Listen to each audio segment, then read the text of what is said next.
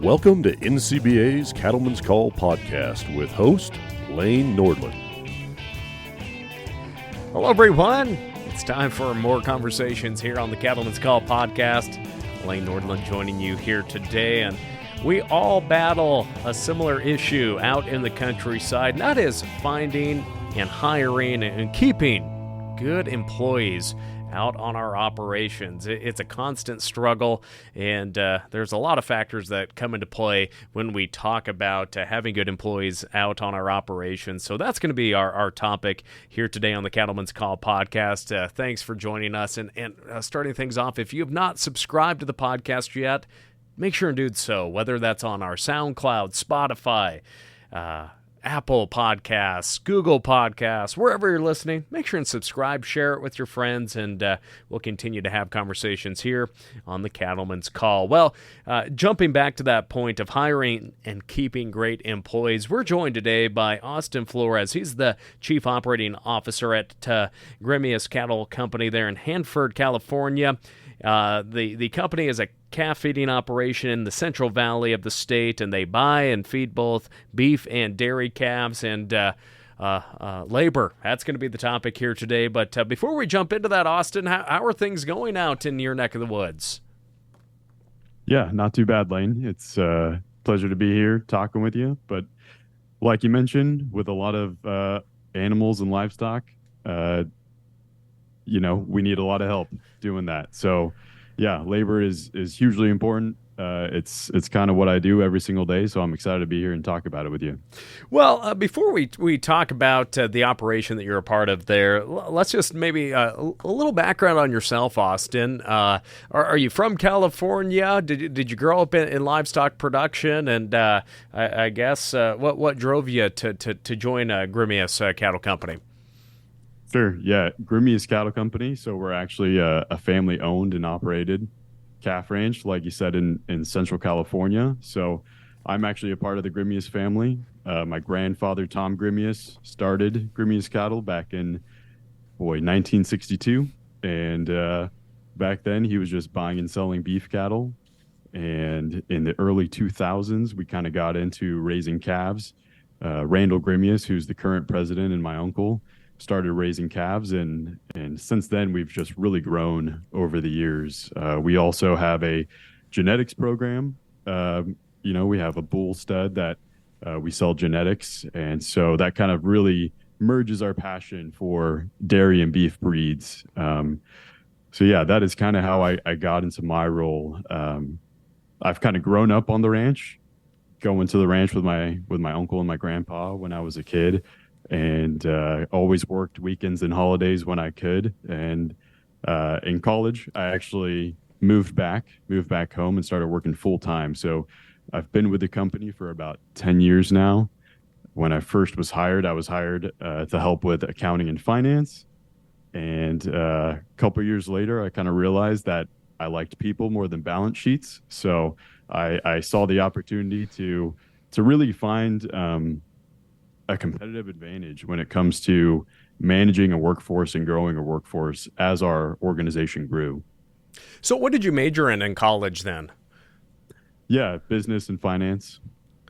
And did you always have the dream of coming back, or did spreading your wings and go seeking higher education, did that maybe change your mindset? I guess share a little bit about that if you wouldn't mind.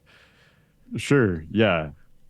So, no, I did not necessarily always have the idea that I was going to come back and work for the family business. At that time, the ranch wasn't as big as it is now. We probably had less than 100 employees, which I'm sure for a lot of people, may sound like a lot. But at the time, we just had one location. And my uncle called me and basically said, hey, we're growing our operation. We're getting a second location. We're kind of doubling everything that we have. And would you be interested in coming back and helping out? And yeah, I always love an opportunity. I always loved coming to the ranch as a kid and kind of throughout my life. So it was a big opportunity for me to come back and really try to make a difference in the family business. So when we look at the various operations, then and your responsibility, obviously today we're going to be talking about just employees, retention, hiring, the difficulties that come along with that.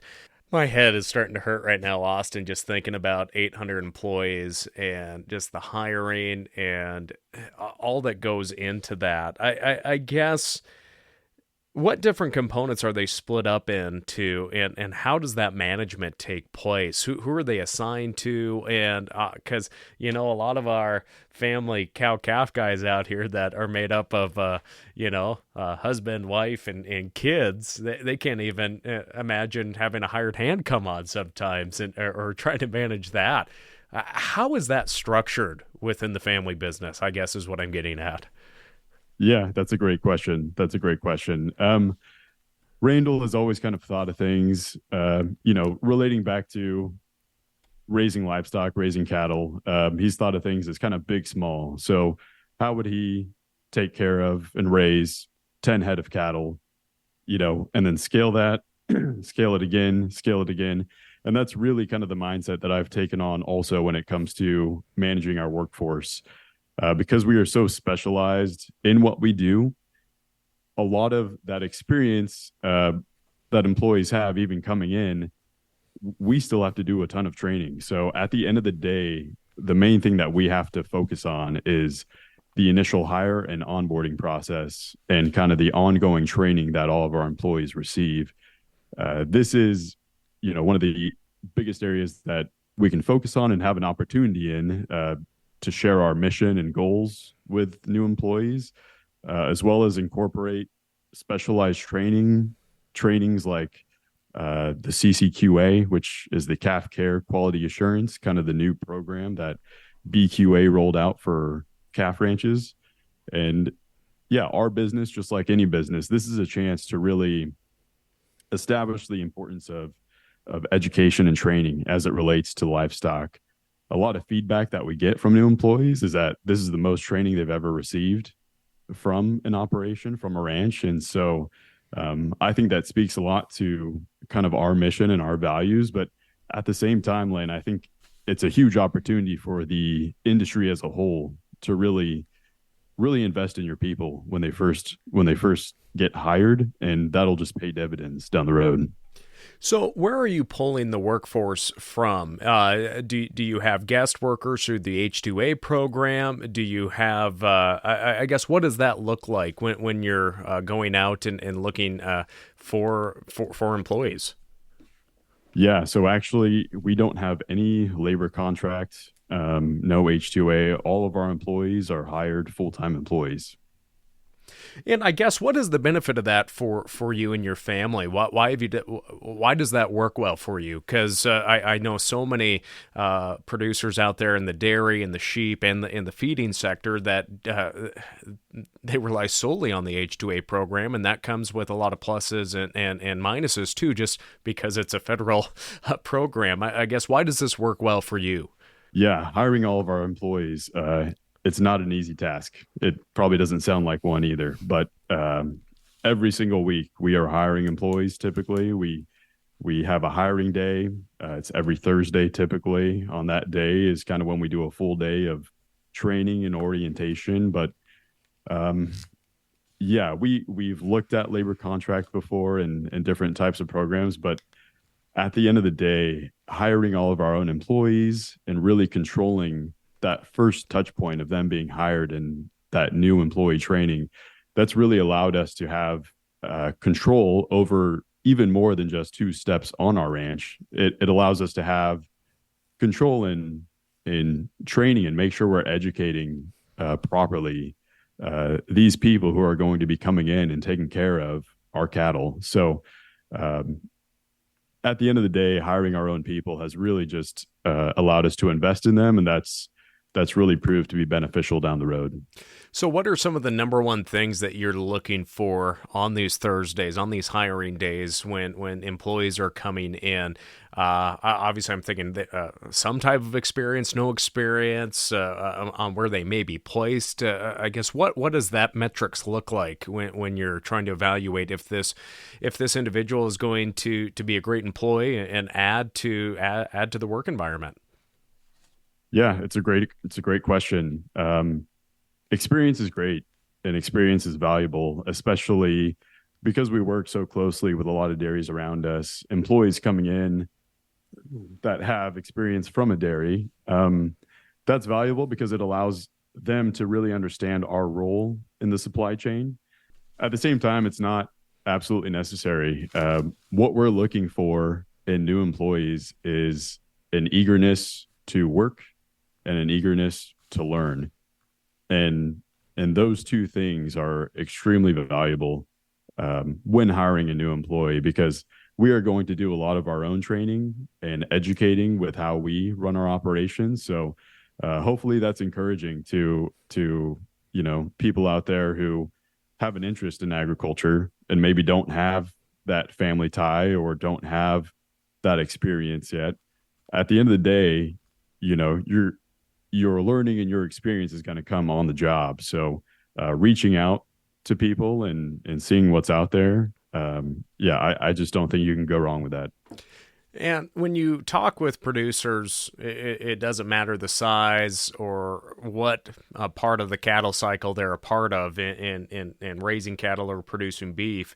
Labor is truly one of those top things that producers talk about. And that's why I've enjoyed so much learning about your guys' operation today. But I guess what is that challenge that comes with finding the labor and making sure that if there are positions that need to be filled, that Thursday hiring day, that folks are in line and sitting down and signing their name up on possible employment? I guess what is that biggest factor in finding those individuals to be boots on the ground?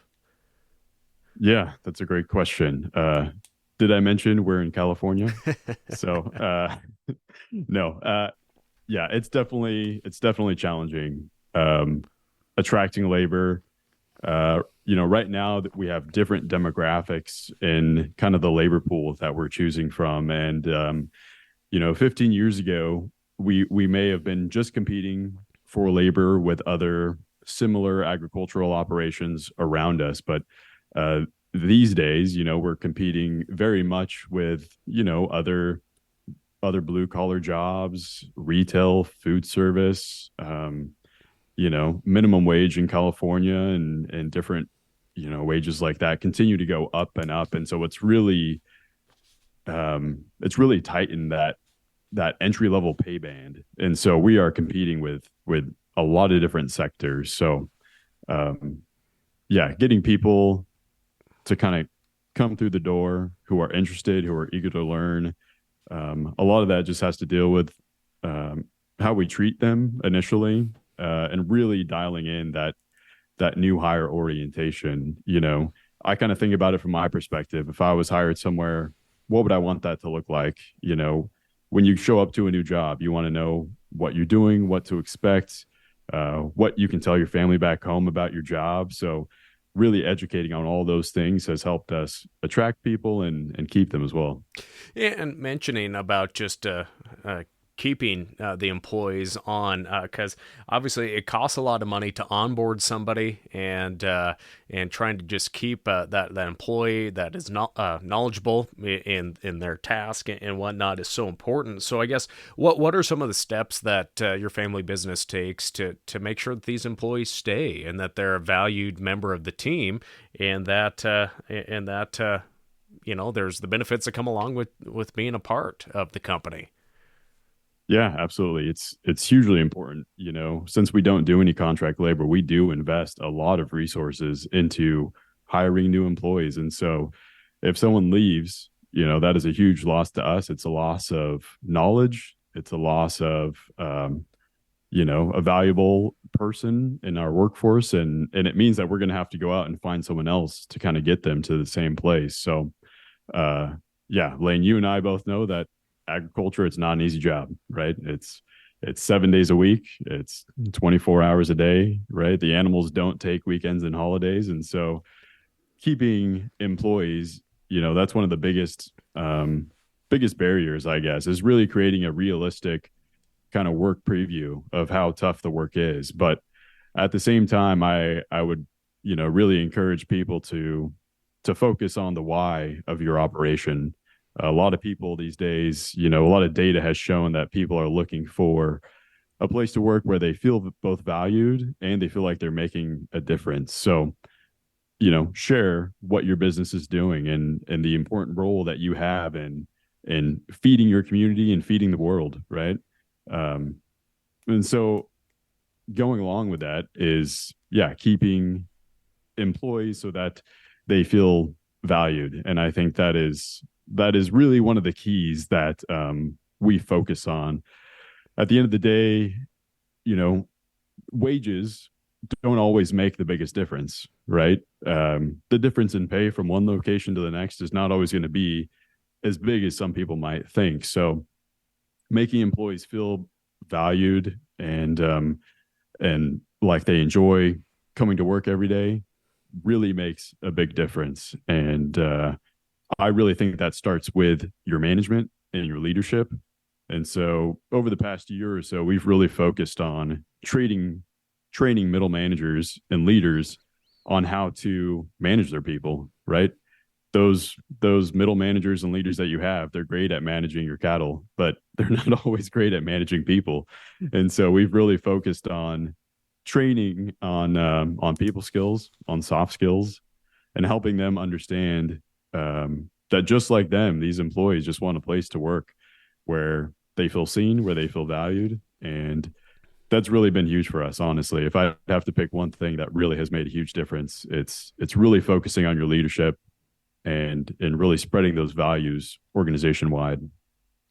And, values and the lifestyle, and this is kind of going back to more of that cow-calf sector thing. A lot of people cowboy because they love the lifestyle. They love being out in the countryside, raising cattle, being around that. But at the end of the day, the pay is not always what it could be if you had a job in town. You might get housing in an old single wide trailer house here in Montana and a beef, in your freezer and whatnot. But it's always about trying to build up just that trust and just the role that you play in being a part of a family business, I think is so important. But Austin, for your family's business, I guess, what are some of those other benefits that maybe employees and long-term employees can get? Because obviously you're not providing a double-wide trailer for 800 employees like maybe a cow-calf producer might provide for a family here in Montana where I call home. I guess what are some of those other benefits that come along with being a part of your team and the longevity of being on the family business as well? Yeah, absolutely.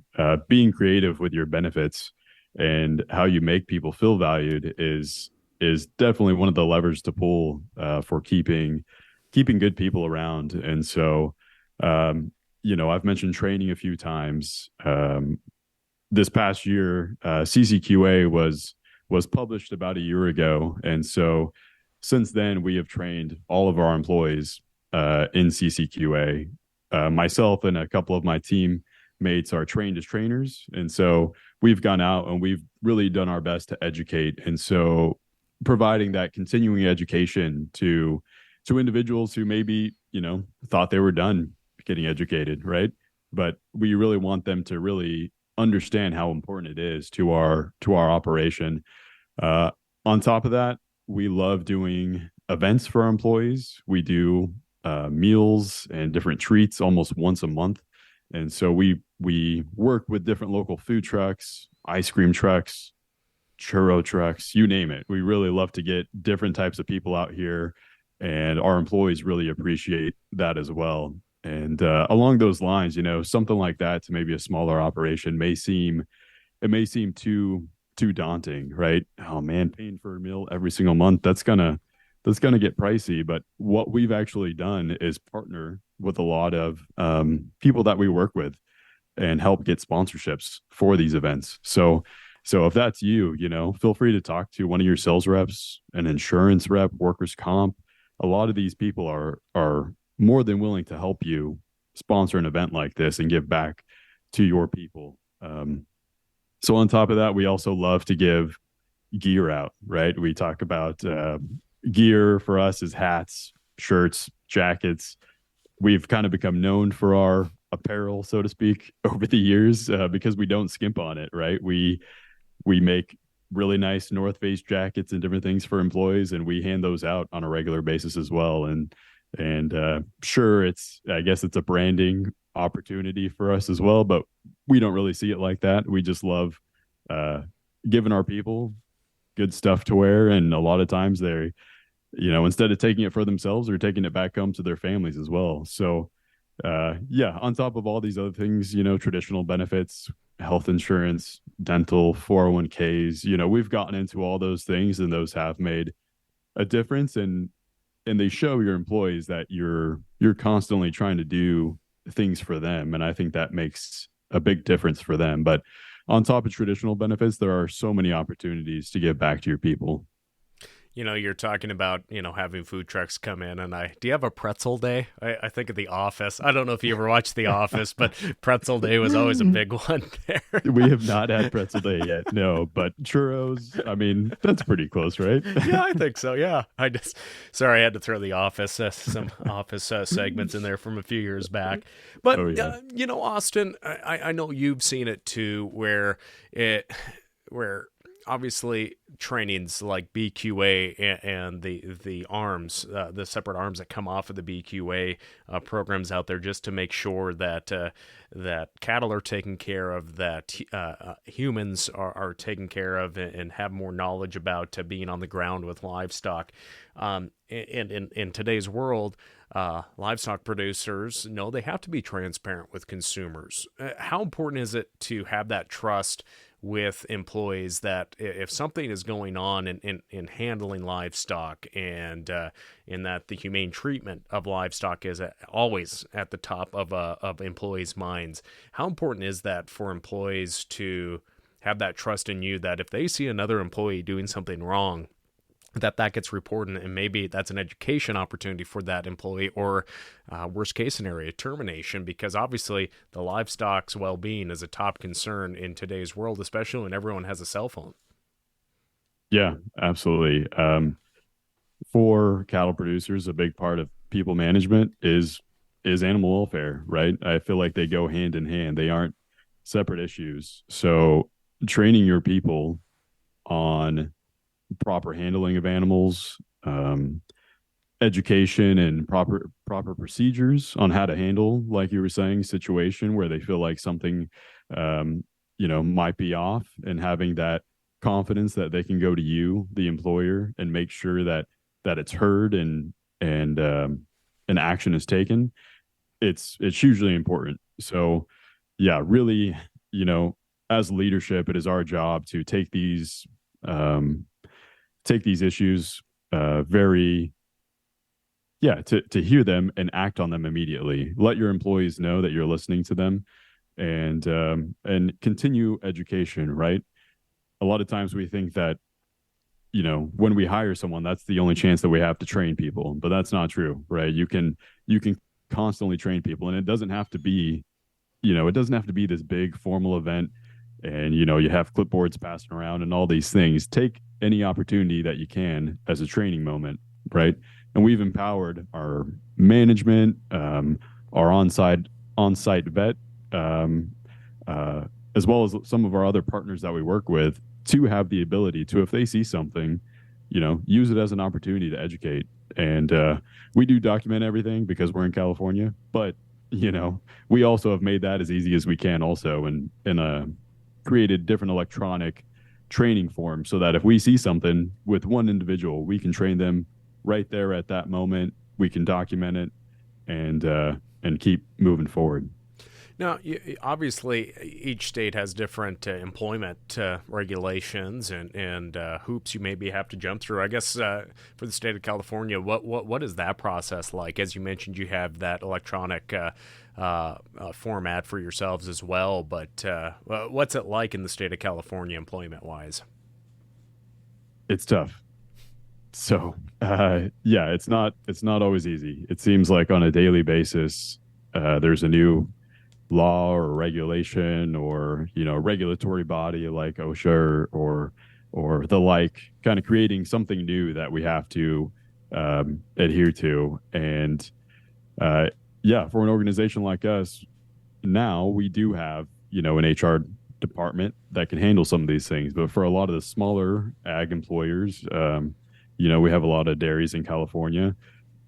If you're an owner operator, you have enough to worry about on top of trying to figure out what new guideline you have to follow for that month. So no, it's extremely tough, and it's really it's unfortunate, but at the same time, what you need to do is you just need to work on educating yourself. You need to take care of the basics, get your basics covered, and then from there, that's when you can really move on to some of these other areas, like thinking of creative ways to give back to your employees. So for myself, that's kind of really what I felt like needed to happen for me, is I needed to take care of all my bases, and that kind of gave me the mental freedom to move on, to figure out how I can give back to my people. But yeah, in California, it's tough. There's a lot of different rules and regulations, and that's opened the door to a lot of litigation lawyers who like to come in and request all kinds of documents from you at any given time, and it's expensive as well. So yeah, I'm really hoping that sometime in the future, we can work with our elected officials to kind of just make it a little bit more friendly for small employers. Now, as you talked about, just the number of employees that you do have, we see so many more opportunities nowadays for ranchers and ranch managers to, get a continuing education course. I think a King Ranch Management program, they have their separate leadership courses that aren't the full-on master's degree, but my alma mater, Montana State University, has a ranch management degree option that is very competitive to get into. So many of our land-grant institutions are going this way, and it is important for ranch managers to have not just that understanding of animal physiology and range management and whatnot, but also that business side of things. Well, I guess what are your encouraging? What are some words of encouragement for producers of all ages out there to maybe look at continuing education or attending a cattleman's college that may be taking place at the cattle industry convention, where you can really focus on really upping your knowledge on the business side of things, because we are in a business. we are family businesses. Yes. How important is it to just look at more opportunities to educate yourself, whether you've been in the business for 10 years or 50 years? Yeah, it's extremely important. It's important, I feel like we kind of have a culture of innovation here at Grimmius Cattle. We're constantly looking for ways of how can we be better, right? And it's not even just, obviously we're looking to raise better cattle, but at the same time, we've recently kind of joined and started to be a part of different organizations like the U.S. Roundtable for Sustainable Beef, and some of these different things that I feel like are really kind of pioneering and leading the way for the cattle industry. With where we're going in the future. So, yeah, I'd really encourage producers to get involved in these things, right? And let your voice be heard, because a lot of these organizations, they're speaking for you, the producer. So if you want your voice to be heard, get involved, educate yourself, learn kind of what people are thinking about the cattle industry and how you can talk to people. And that goes along with hiring new employees too. Again, right?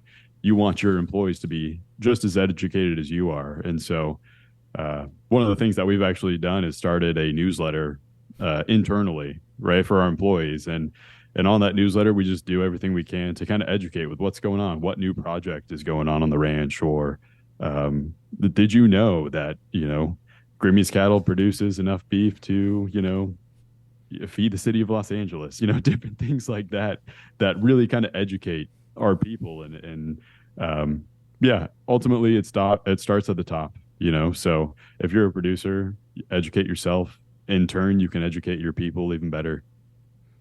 And I guess for you and your family, what is that like in creating, an environment for these employees, but also for the continuation of a family business? What does that structure look like when you're meeting and setting out your goals for the short term and the long term, and what that planning process looks like, that really so many operations really should be, and whether they're doing it or not, just need to prioritize even more when they're truly planning out the long-term path for the business. Yeah, absolutely. It doesn't have to be a formal thing where we're around a conference table with a projector. We're cattle guys first and foremost. So get out there, have a tailgate talk with your managers, let them know where you're at. Be transparent. Be transparent with your health numbers. Be transparent with your performance metrics. Let them know. Just an example. I started being a little bit more transparent with my managers on some of our safety metrics, right? It's nothing that I was holding back intentionally, but we kind of were like, we really want to improve our safety program. Let's let our managers know what's going on.